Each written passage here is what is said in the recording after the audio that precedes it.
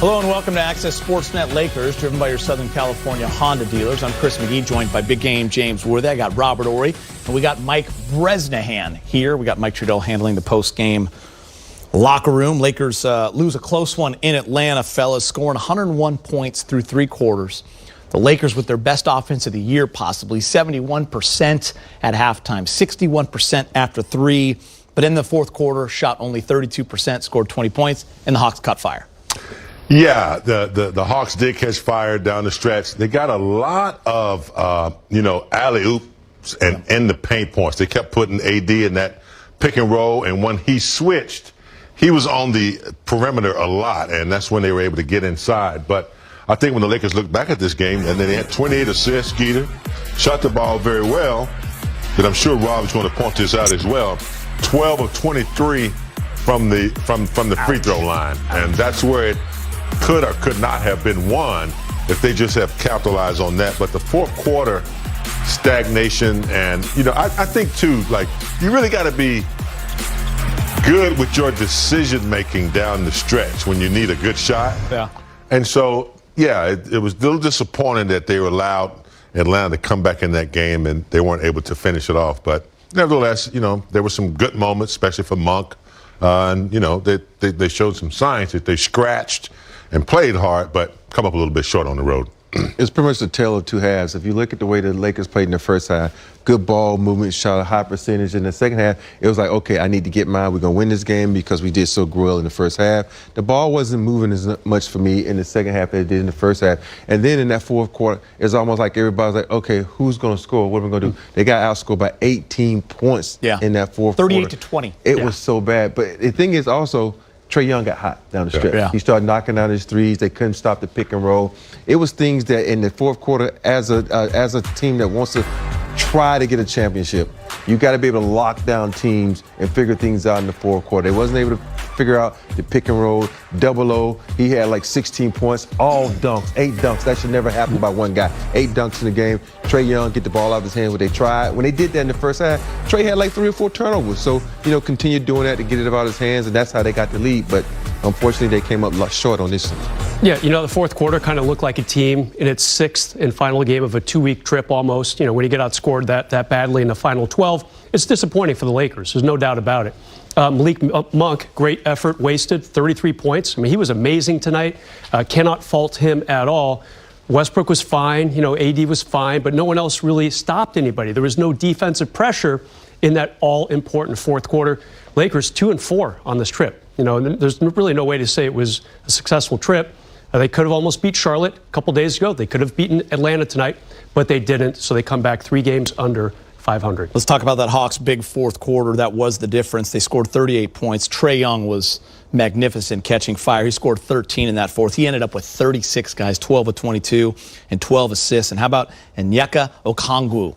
Yes, remember that name. He was a freshman on that Chino Hills team with the Ball brothers. He scored 12 in the fourth, 8 of 9 for 16 points, Rob. Yeah, this is what I'm talking about. Like, he just played simple basketball. We talk about pick and roll. This is what this guy did. He just set a pick and he rolled, and they found him. You watch how the Lakers set and pick and roll. They pick and stand. Like, what are you going to do? Instead of being definitive on what they're going to do. And that's what you have to do when guys know their limitation. Double O, because I can't say his name, call him Double O. Double O. He is saying, okay, I'm going to roll. Yep. And he's rolled every time, and they found him. It wasn't just Trae finding him. It was Lou. It was a bunch of guys because, hey, this is what I'm good at. This is what I'm going to do. Yeah, James, Clint Capella, very good center, good defensively, had a really good first half. Didn't get off the bench in the fourth quarter. Why? Because this kid was killing the Lakers. He just was. Dunk after dunk after dunk. Atlanta got a little lucky. I mean, Trae Young, he's hitting those toilet bowl threes from 30 feet, just like he did with inside a minute left. It's just your night. But again, the defense really failed the Lakers. Not the first time we've said that on this road trip.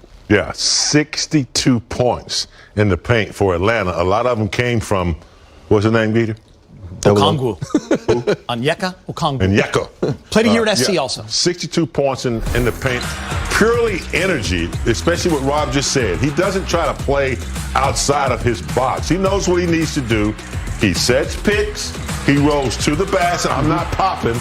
I'm going to the paint, and I rebound. I get off this rebound. That's all he does. And that's where his energy is, put at every game. So he's able to capitalize on it if you don't defend him.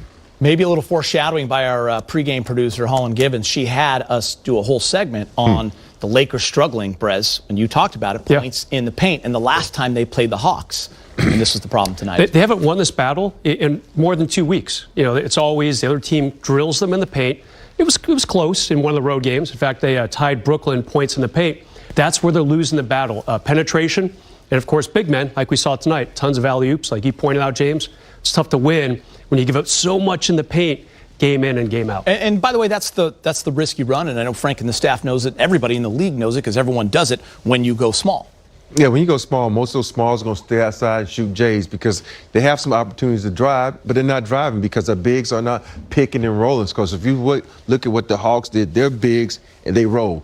And they had opportunity to keep going or throw it over the top. And our bigs are staying, so it's not allowing our guards to go to the basket to get points in the paint, because points in the paint is not about just bigs. That counts for layups by the guards, by the fourth, whoever it is in the paint. So if you look at the way we played tonight, it was just Russ was the only guy that was really getting to the rack because AD wasn't rolling, Johnson wasn't rolling, so our bigs are pretty much popping tonight. I do want to talk Lakers then. They finished 2-4 on the road trip, but I want you to think back to after that Brooklyn game when you have your team whole, at least for a moment, and you start to think, okay, they can finish 2-1 on the rest of this trip. That's a winning trip. You come home, we're starting to get healthy, and then LeBron misses 3 games, James, and we've wasted some great games by a couple of guys individually. Russ, Monk, AD, when you think of the Philly loss, the Charlotte loss, and again today. Now you're finishing 2-4 on the road trip. You're now 3 games under 500. It's just crazy how it shifts, big game. Just can't get it right. Yeah. And, I just can't get it right